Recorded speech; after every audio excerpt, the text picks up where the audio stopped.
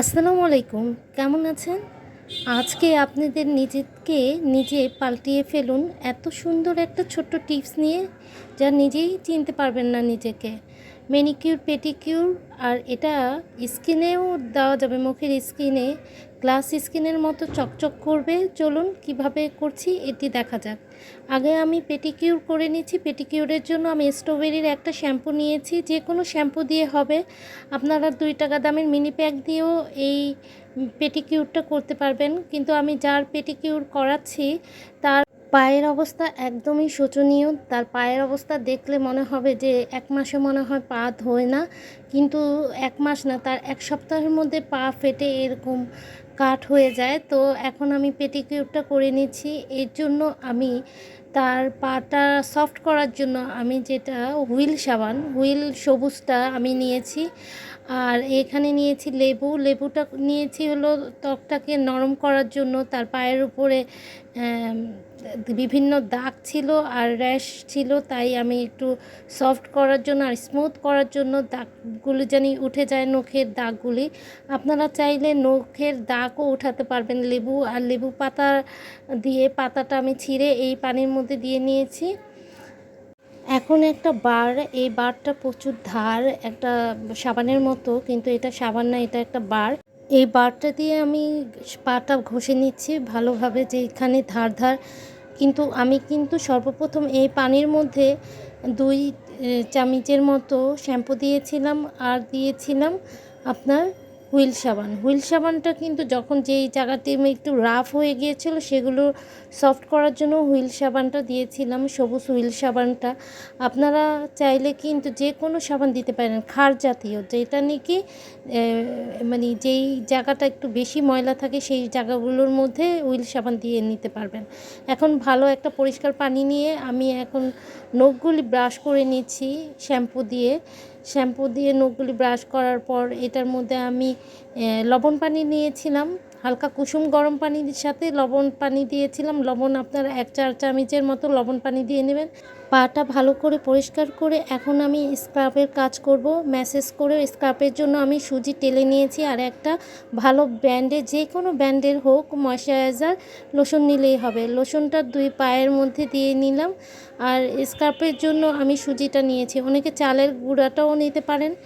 চালের গুঁড়া আর সুজিটা যেইটাই নেন না কেন, আগে একটু ভেজে নিলে ওইটা দানাটা বেশিক্ষণ সময় থাকে।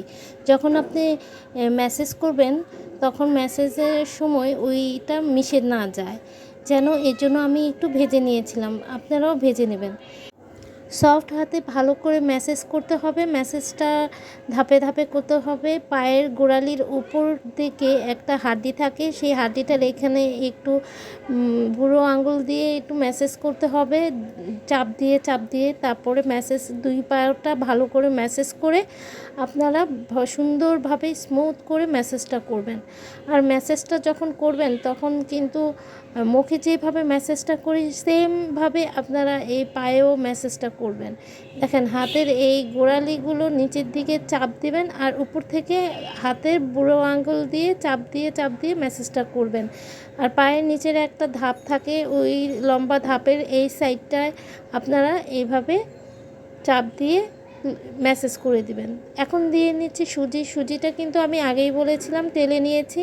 সুজিটা দিয়ে আমি ভালোভাবে একদম নখের কর্নার সাইডগুলো, তারপরে পেছনের দিকটা, সামনের দিকটা স্ক্রাব করব।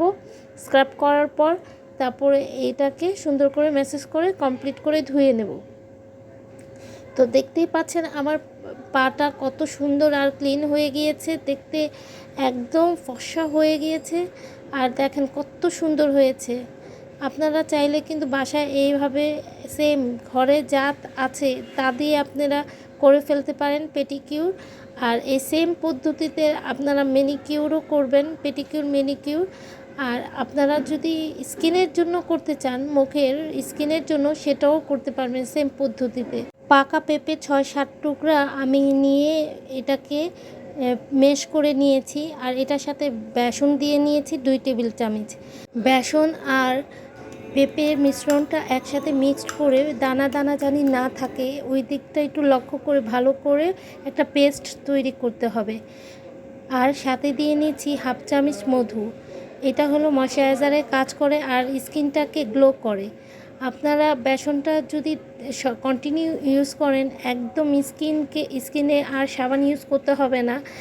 অনেক পরিষ্কার করে বেসনটা। আর পেঁপে তো ফর্সা করে, স্কিনটাকে ফর্সা করে।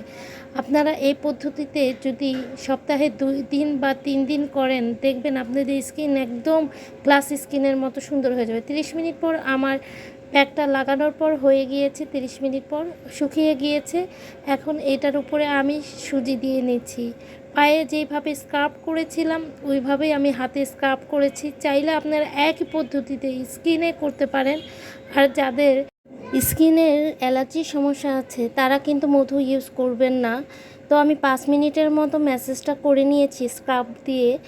আর আপনারা অবশ্যই এটা ইউজ করার আগে গলার মধ্যে একটু ইউজ করে নেবেন যদি স্কিনে অ্যাপ্লাই করেন। তো চলে এসেছি ধোয়ার পর, দেখেন কতটা সুন্দর আর ক্লিন লাগছে। তো আমার ভিডিওটা ভালো লাগলে লাইক কমেন্ট শেয়ার করবেন। আসসালামু আলাইকুম।